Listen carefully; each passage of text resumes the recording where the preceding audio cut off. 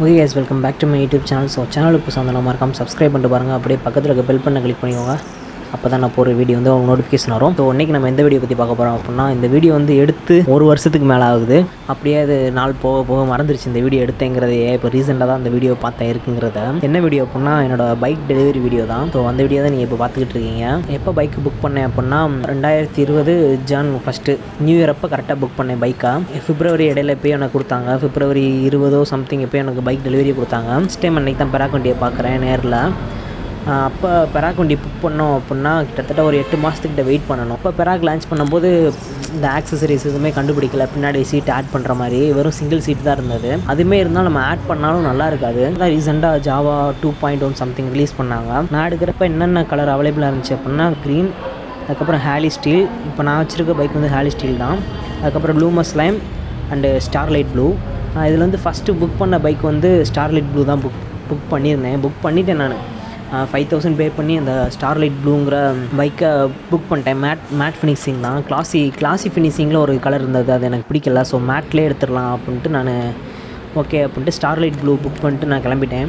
அதுக்கப்புறம் 1 மாதம் கழித்து தான் நான் கலரே சேஞ்ச் பண்ணேன். இல்லை, நமக்கு ஃபஸ்ட்டு நம்ம மைண்டில் வந்த கலரே நம்ம எடுத்துடலாம் அப்படின்ட்டு ஜாவா லான்ச் பண்ண டைமில் அந்த கலர் நான் பார்த்தேன். ஹேலி ஸ்டீலுங்கிற ஒரு colour.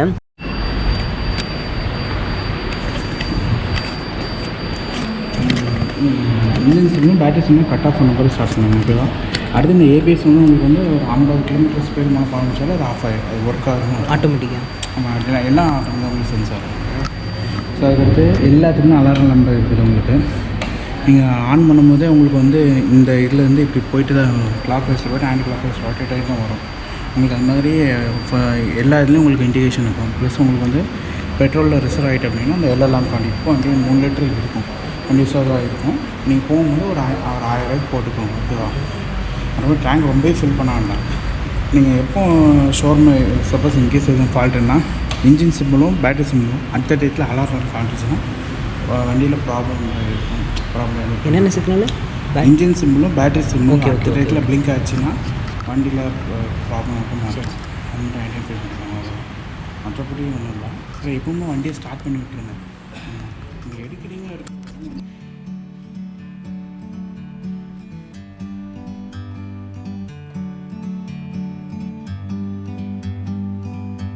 Like a bird on a tree,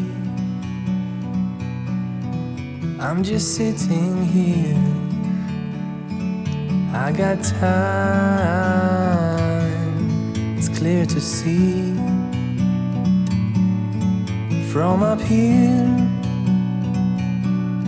the world seems small. We can sit together. It's so beautiful, you and me, meant to be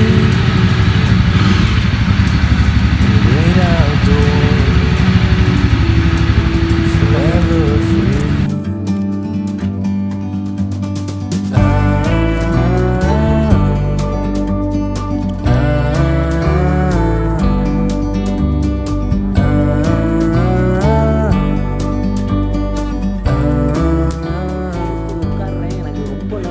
கைகாலெலாம் நடுங்க ஆரம்பிச்சிருச்சு எனக்கு.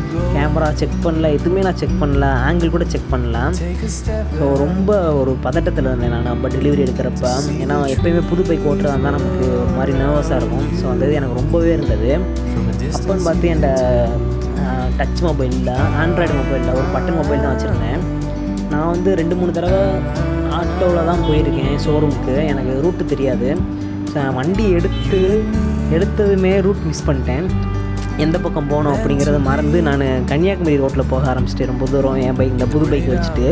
அதுவும் இல்லாமல் பின்னாடி காரில் வரவங்கலாம் பின்னாடி அம்மா வந்தாங்களா. ஸோ சாரிலாம் டயரில் மாட்டுற மாதிரி இருக்குது அப்படின்ட்டு ஒரு 2-3 பேர் வான் பண்ணிட்டு வேறு போயிட்டாங்க. எனக்கு அப்போவே ரொம்ப டிசப்பாயிண்ட் ஆயிடுச்சு. என்னடா இது, இப்போ தான் பைக் எடுத்திருக்கோம், ரூட்டு மாதிரி போயிட்டோம், அதுக்கப்புறம் என்னடா சாரிலாம் மாட்டுதுங்காங்க. எனக்கு ரொம்ப பதட்டமாயிடுச்சு இந்த வண்டி ஓட்டுறதுக்கு. எங்கள் ஊரில் ஃபஸ்ட் டைம் நான் உள்ளக்க என்ட்ரி ஆகும்போது இந்த பைக்கை நிறைய பேர் பார்த்தாங்க. இப்போ கூட நான் பைக்கை வெளில எடுத்துகிட்டு போனால் கூட ஒரு 4-5 பேர் திரும்பி பார்ப்பாங்க. இதோட நான் வண்டி எடுத்து கிட்டத்தட்ட 1 இயர் ஆகுது. 1 இயருக்கு அப்புறம் இன்றைக்கி தான் அந்த வீடியோ அப்லோட் பண்ணுறேன்.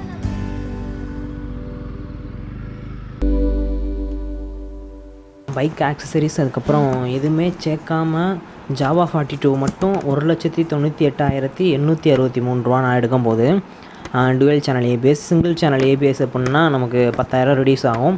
நான் எடுக்கும்போதே சரி டுவெல் சேனல் ஏபிஎஸ் எடுத்துடலாம் அப்படிங்கிறதுக்காக தான் நான் எக்ஸ்ட்ரா 10,000 போட்டு நான் டுவெல் சேனல் ஏபிஎஸ் எடுத்துட்டேன். அதான் சேஃபும் கூட. நம்ம சிங்கிள் சேனல் போகிறத விட நம்ம டுவெல் சேனல் போகிறது தான் பெஸ்ட்டு. ஸோ நீங்களும் எடுக்கிறதா இருந்தாலும் கண்டிப்பாக டுவெல் சேனல் ஏபிஎஸ்ஸே எடுங்க. ஆனால் இப்போ வர இதில் எல்லாமே டுவெல் சேனல் மட்டும்தான் இருக்குதுன்னு நினைக்கிறேன், அது சரியாக தெரியல. அதுக்கப்புறம் டேக்ஸ் எல்லாமே சேர்த்து அது ஒரு 10,000, டோட்டலாக 2,10,000 சம்திங் வந்தது டோட்டல் பில்லு.